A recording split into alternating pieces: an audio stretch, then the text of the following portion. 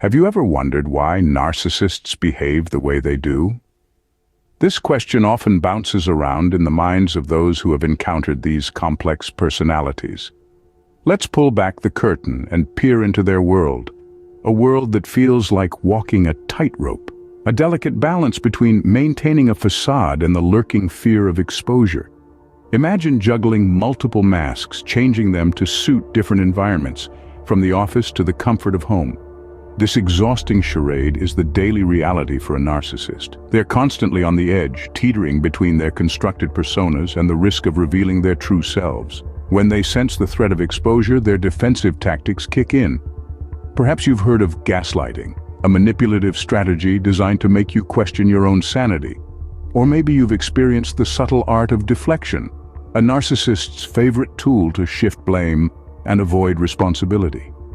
These maneuvers are not just about self-preservation. They are also about control, about keeping you off balance while they maintain their precarious position on the tightrope. So how can we navigate this? The key is to observe, not engage. Document their actions, their words, their inconsistencies. Don't get drawn into their games or their web of deceit. This heightened vigilance can help unveil the true nature lurking behind their carefully crafted masks. However, be prepared.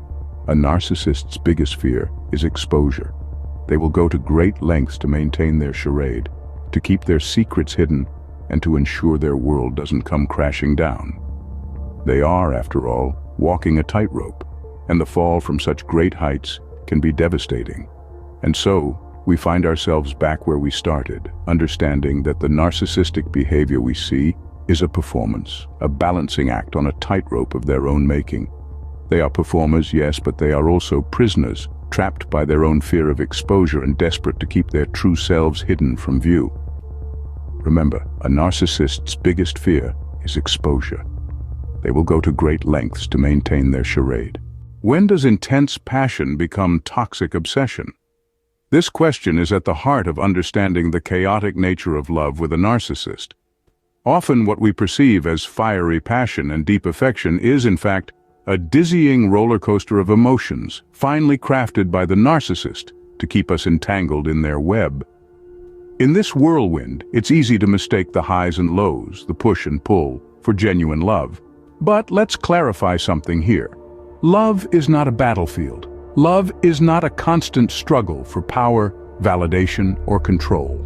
If you find yourself repeatedly justifying their actions or suppressing your feelings to keep the peace, it's time to take a step back and reevaluate. This is where the masquerade begins. Addiction and codependency often hide behind the mask of love. The narcissist becomes your drug, and their validation, your high. The problem is, the high is temporary, and the crash is inevitable. You find yourself in a cycle, craving their approval and fearing their disapproval. This is not love, this is dependency. But how do you break free from this cycle? The first step is to scrutinize the dynamics of your relationship closely. Are you constantly walking on eggshells, fearing their reactions? Are your needs and feelings often dismissed or belittled? Do you feel trapped, like you're losing yourself? If you answered yes to these questions, it's time to acknowledge the reality. You are on a narcissist's roller coaster. But remember, acknowledging the problem is the first step towards resolution. Understanding that what you thought was love is actually a dangerous obsession can be a tough pill to swallow. However, it's crucial for your emotional well-being. You are not alone in this journey. There are support systems available to help you navigate these tumultuous waters and reclaim your sense of self. In a relationship with a narcissist, what seems like love might actually be a dangerous obsession. What happens when a narcissist doesn't get the attention they crave? This question brings us to the core of the narcissist's hunger for significance. A narcissist thrives on validation, a lifeblood that sustains their grandiose self-image. This craving for validation often manifests in their relentless pursuit of emotional reactions from others. They might provoke, taunt, or even charm, all in a bid to elicit a response, a sign that they matter, that they have control. But what if we change our approach? What if we suppress these emotional reactions and deny the narcissist their desired validation? It's not an easy task, given their manipulative prowess. However, it's a necessary one. By consciously choosing not to react, we refuse to feed the narcissist's insatiable ego. We break the cycle, turning their game on its head. By denying a narcissist the emotional reactions they seek, you take away their power. Have you ever felt like a pawn in a narcissist's game of superiority? Narcissists often view others through a lens of disdain, placing themselves on a pedestal far above the rest. This superiority complex is not just a manifestation of their overinflated ego, but also a strategic move in their game of emotional chess. One way they maintain this illusion of superiority is by engaging in a tactic known as triangulation. This involves idealizing certain individuals, not because they genuinely admire them, but because it serves their purpose. By placing someone on a pedestal, they create an environment ripe for jealousy. The narcissist then fuels these feelings, pitting individuals against each other, while they sit back and enjoy the ensuing chaos. This might sound diabolical, and it is, but understanding this tactic is crucial for those entangled in a narcissist's web. By recognizing these ploys, you can begin to resist their emotional manipulation. When you see the narcissist idealizing someone, remind yourself that it's not about the other person's worth or your perceived lack thereof. It's a game, a ruse, a tactic in the narcissist's playbook. Don't let their games define your self-worth or dictate your emotions. You are not inferior. You are not a pawn in their game. Recognize the tactics for what they are, attempts to manipulate and control. Remember, you are not a pawn in their game. Stand strong against their attempts to manipulate you. Have you ever been confused by a narcissist's sudden change in behavior? This abrupt shift is often a part of their dual nature, a perplexing oscillation between vengefulness and feigned affection. This duality, particularly noticeable when they feel wounded or threatened, forms a cornerstone of their psychological makeup. Imagine a pendulum swinging erratically between two extremes. On one end, there's a vengeful wrath, a chilling coldness that can freeze you in your tracks. On the other end, there's a feigned affection, a warmth that feels inviting, but is as fleeting as a summer breeze. This is the dual nature of a narcissist, a disconcerting dance between revenge and false endearment.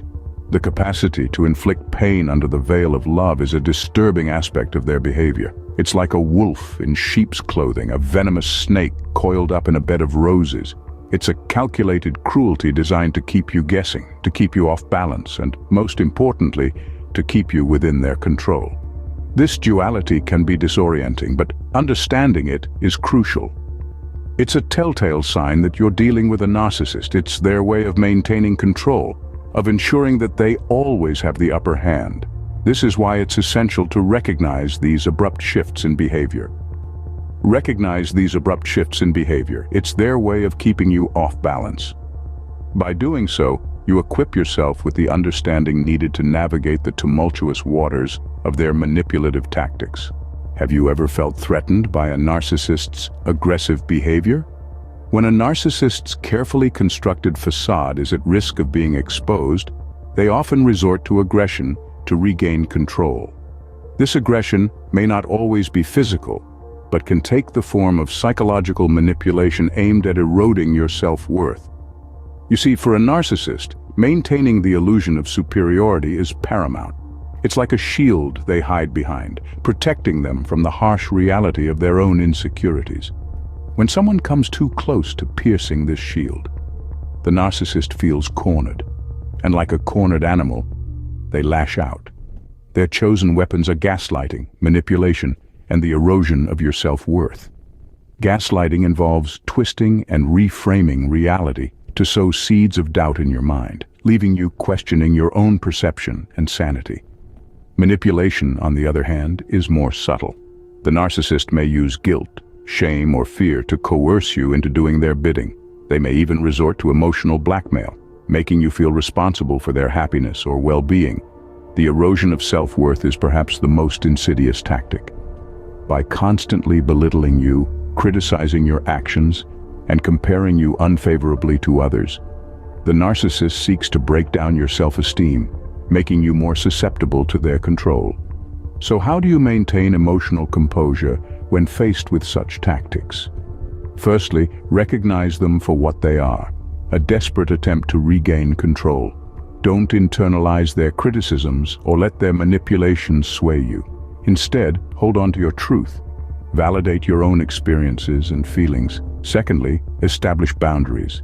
This can be challenging, especially when dealing with a narcissist, but it's crucial for your mental and emotional well-being. Don't allow the narcissist to invade your personal space or disrespect your boundaries. Finally, seek support. Whether it's from friends, family, or a mental health professional, don't hesitate to reach out. You don't have to face this alone. Remember, their aggression is a sign of their desperation. Stand your ground and don't let them intimidate you.